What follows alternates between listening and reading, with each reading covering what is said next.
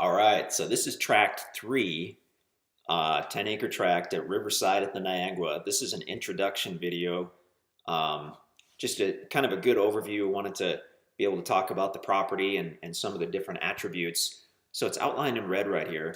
Um, on the southeast side, it directly borders Marigold Drive, and it gets wider as we go to the northwest, um, which is good because that's where it borders the river. So when you get to the river, it's about 355 feet wide.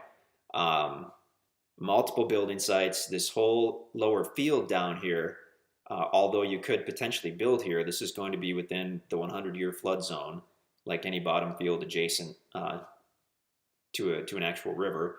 But as soon as you get to the southeast a little bit, get up into this timber, it rises up, and all of this is completely high and dry. So all of this you could build basically anywhere, subject to any setbacks, and not have to worry about the flooding or flood insurance or whatnot.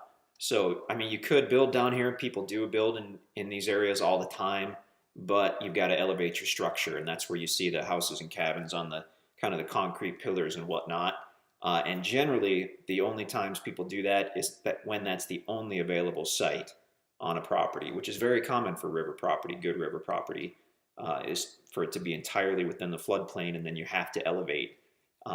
In this instance, you do not have to do that because you've got all this high and dry stuff right here, large, wide, open areas where you can build without having to have the additional expense of elevating your structure that much. Okay, so here's the Niagara. Just awesome, awesome, awesome section of water. Very clear. You can fish for trout. You can fish for actual rainbow and brown trout from the property. This is within the White Ribbon trout fishing area of the Niagara River, as it's just a few miles downstream from Bennett Springs State Park, where they raise the trout and release them into the water. So pretty darn unique to be able to fish for trout from your own property. And of course, there's bass and all the other stuff as well. And even if you're not a fisherman, it's just an ideal river for floating, for canoeing, for kayaking. Um, Very popular. You'll see a lot of little kind of family-run resorts right in this area for that reason. Right over here is Maggard Canoe.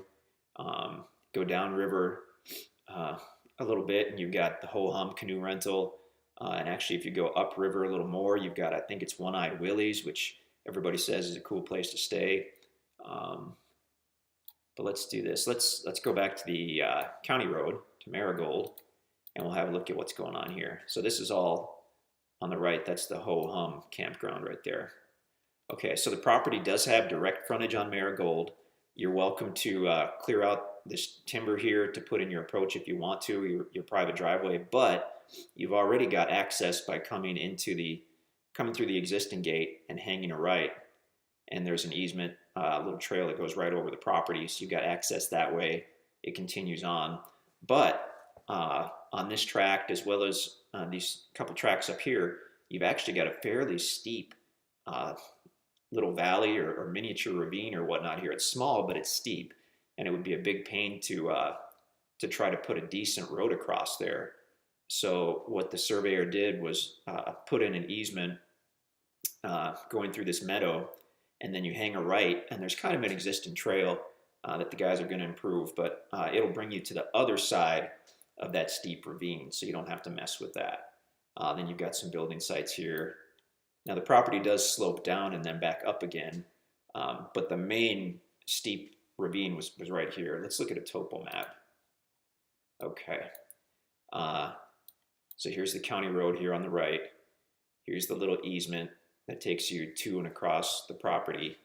This is the steep ravine. That's the one that you probably don't want to mess with if you don't have to.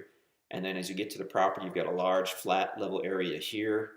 This is actually more of a gradual ravine where it wouldn't be, in our opinion, too bad to put a little trail in, kind of go at an angle, and then you're back up here. And then this kind of is a ridge that starts to slope down gently, and you've got some stunning views once you get down into this area, some views of that river valley. There we go. There we go, okay. So multiple building sites. Trying to zoom in here. Okay. So let's go back to the Google map. So although this does look long and thin, it's actually not. It is long, but it's not thin. We can use this measurement tool. Let's say up here if you wanted to build. That's 200 feet wide right there, which is wider than a normal building lot actually. So, I mean, you could have a massive house, massive yard anywhere in this area. I mean, subject to setbacks, you can build right up to here. I mean, you've got to be set back off the easement roads. But then the property side boundary setbacks, where they're generally 30 feet, they've been reduced to 5 feet on these tracts to give you the maximum amount of usable land. So you can fence right up to the boundaries, and then your building setbacks can be 5 feet, which is barely measurable there. It's about there. So, I mean, you've got a ton of area. If you wanted a large flat yard, I mean, probably this area. If you didn't mind a little bit of character to your yard and a view, probably this area over here. So with that, although this does get steep here, you don't have to put in your own trail to get to the bottom. You can take this existing easement road that goes down the hill, cuts back to the right, and you can drive to the bottom of your property tomorrow with a truck and a trailer if you want to do so. This road is actually being improved. It'll be improved this summer, so you'll want to use caution if it's been raining, because there is one part that can get slick. It can all get slick if we get an amazing amount of rain. But the other unique thing I wanted to show about this property that none of the other tracks have, so it's got this open meadow area down here, and then it's got kind of a private secondary meadow area back here. I don't think it's been mowed for about the last year, but it's all mowable other than these trees here. So you could potentially pull your truck right back here. You've got a ready-made campsite, but you're also private and secluded from everybody, and you're only about 50 feet from the river. So in my mind, if I were picking a site to camp or park an RV for the weekend, this is just, I mean, hard to ask for anything more. You're basically right on the water, but you're still private because you have this tree line here, trees this way. This area is open meadow, but then it backs up to more trees. So, I mean, just amazing. Yeah, there we go. You can check us out at InstantAcres.com to check out all the other videos and the maps and all the details as far as price and terms and all that good stuff.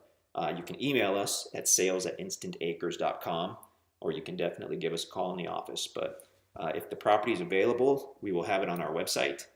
And if it's not, we won't. So yeah, great properties.